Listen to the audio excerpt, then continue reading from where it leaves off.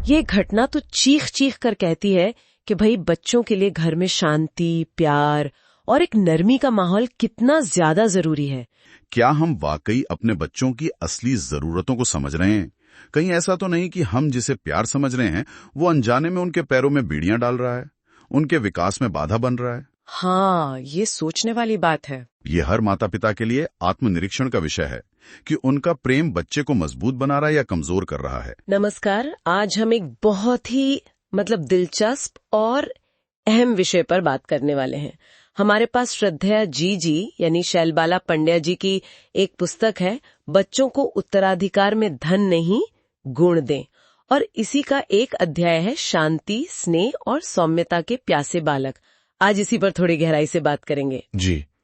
इस अध्याय में शिकागो के बच्चों का एक बड़ा अनोखा किस्सा है, और साथ ही ये सवाल भी कि भाई क्या माता पिता का प्यार कभी कभी अनजाने में बच्चों के लिए नुकसानदेह भी हो सकता है। हाँ, ये एक बहुत बड़ा सवाल है। तो आज की हमारी ये जो चर्चा है वो इसी पर है कि बच्चे असल में अपने घर में क्या चाहते हैं और कैसे प्यार जताने के हमारे तरीके उनके विकास पर असर डाल सकते हैं। बिल्कुल।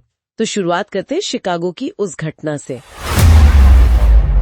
कुछ बच्चों ने मिलकर एक piece in the home league बनाई थी। हाँ। और कमाल की बात यह कि ये बच्चे अपने घरों में शांति के लिए सत्याग्रह शांतिपूर्ण विरोध यहाँ तक करने को तैयार थे। हाँ, और ये कोई आप देखें सिर्फ बच्चों का खेल नहीं समझना चाहिए इसे। नहीं, बिल्कुल नहीं। ये दिखाता है कि घर के जो झगड़े हैं, जो तनाव है, उसका बच्चों के मन पर कितना गहरा, कितना दर्दनाक असर होता है। जब घर में आप देखिए स्वार्थ बढ़ता है, दिखावा या फिर लड़ाई झगड़े बढ़ते हैं, तो बच्चे कहीं ना कहीं अंदर से टूट जाते हैं। हाँ। और ये सिर्फ माता पिता से ही नहीं बल्कि उन्हें समाज से भी एक तरह से उदासीन बना सकता है। उस लीग की जो प्रधान थी 14 साल की हीदर ग्रे, उसने कहा भी था ये कि माता पिता के झगड़ों से बच्चों को घुटन होती है। जी। वो समझ ही नहीं पाते कि किसका पक्ष ने, और उन्हें लगता है कि उन्हें प्यार नहीं मिल रहा, स्नेह से वंचित महसूस करते हैं। सोचिए जरा कितनी मुश्किल स्थिति है ये उनके लिए। बिल्कुल। ये घटना तो चीख चीख कर कहती है कि भाई बच्चों के लिए घर में शांति, प्यार और एक नरमी का माहौल कितना ज्यादा जरूरी है। उनका वो तरीका कि झगड़े के बाद माता पिता से हफ्ता भर बात नहीं करेंगे, शायद थोड़ा बचकाना लगे सुनने में। हाँ, लग सकता है, पर ये उनकी गहरी पीड़ा और बदलाव की जो इच्छा है उसका संकेत था। वे अनजाने में ही सही पर बड़ों को उनकी जिम्मेदारी याद दिला रहे थे। अगर हम इसे बड़ी तस्वीर में देखें तो ये सीधे सीधे पारिवारिक माहौल की जो नींव है उस पर सवाल उठाता है। और यहीं से बात और भी पेचीदा हो जाती है। श्रद्धेया जी एक बहुत चौंकाने वाली बात कहती हैं। क्या? कि कुछ माता पिता प्यार के नाम पर अनजाने में बच्चों से दुश्मनी निभाते हैं। ये सुनने में कितना अजीब लगता है ना? हाँ, अजीब तो है, पर इसके उदाहरण हमारे आसपास ही दिखते हैं अगर ध्यान दे तो। कैसे, जरा समझाइए। हाँ, ये समझना बहुत जरूरी है। जैसे खान पान को ही ले लीजिए। अच्छा। बच्चे की जिद पर उसे सिर्फ वही खिलाना जो उसे पसंद है, भले ही वो सेहत के लिए ठीक ना हो, उसको एक तरह से चटोरा बना देना, या फिर ये सोचकर जरूरत से ज्यादा खिलाना, भारी गरिष्ठ भोजन देना कि भाई बच्चा तंदुरुस्त बनेगा। हाँ, ये बहुत होता है। नतीजा क्या होता है? बच्चे की पाचन शक्ति खराब होती है, सेहत बिगड़ती है। अब बताइए, ये प्यार है या सेहत से खिलवाड़? सही कहा। और पहनावे को लेकर भी कुछ ऐसा ही होता है शायद। बिल्कुल। कपड़ों की जरूरत, उसकी उपयोगिता देखने के बजाय महंगे फैशनेबल कपड़ों पर जोर देना। हाँ जी। इससे बच्चे में कम उम्र से ही दिखावा आ जाता है, फिजूल खर्ची की आदत पड़ती है, और अमीर गरीब जैसी तुलना करने की भावना। बच्चे ना तो कपड़ों की देखभाल करना सीखते हैं, न ही काम पे ध्यान दे पाते हैं।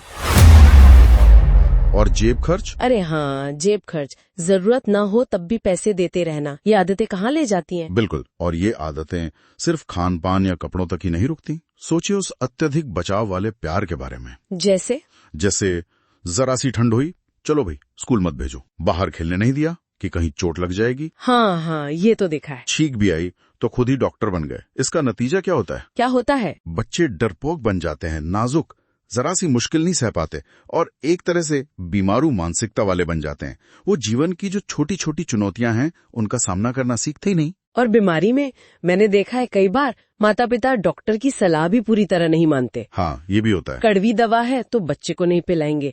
डॉक्टर ने कहा परवल का पानी दो तो माँ ने सोचा बच्चा कमजोर हो जाएगा, चलो शोरबा पिला देते हैं, है ना? हाँ, और इस प्यार से क्या होता है, बीमारी और लंबी खिंच जाती है, बच्चे की तकलीफ बढ़ जाती है।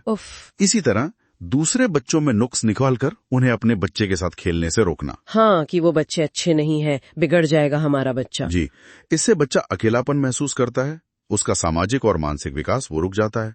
स्कूल में शिक्षक से सिफारिश करना कि जी बच्चे पर सख्ती ना करें। अच्छा, नतीजा शिक्षक भी फिर उदासीन हो जाते हैं और बच्चा पढ़ाई में पिछड़ जाता है। मतलब साफ है, ये जो अंधा प्यार है या कहें जरूरत से ज्यादा लाड़ प्यार, ये बच्चे के शरीर, मन और भविष्य तीनों के साथ अन्याय है एक तरह से। श्रद्धेया जी यही बात स्पष्ट करती हैं। ऐसा लाड़ प्यार स्नेह नहीं बल्कि अनजाने में की गई दुश्मनी है। माता पिता पहले प्यार में बच्चे की सेहत बिगाड़ते हैं और फिर खेलने कूदने जैसी जो सेहत सुधारने वाली गतिविधियां हैं उन पर रोक लगाकर सुधार की उम्मीद भी खत्म कर देते हैं। यहाँ जो मूल बात है वो ये कि सच्ची देखभाल सिर्फ भौतिक जरूरतें पूरी करना नहीं है, बल्कि बच्चे के चरित्र और उसकी सहन शक्ति का निर्माण करना है। तो इस पूरी चर्चा का सार क्या निकलता है? एक अहम बात जो मुझे समझ आई वो ये कि बच्चों को महंगे तोहफों या जरूरत से ज्यादा लाड़ प्यार की नहीं, बल्कि घर में एक शांत, प्यार भरे और संतुलित माहौल की जरूरत होती है। असली विरासत पैसा या संपत्ति नहीं है, बिल्कुल नहीं, अच्छे गुण और संस्कार हैं। बिल्कुल। श्रद्धेया जी हमें यही सोचने पर मजबूर करती हैं कि क्या हम वाकई अपने बच्चों की असली जरूरतों को समझ रहे हैं।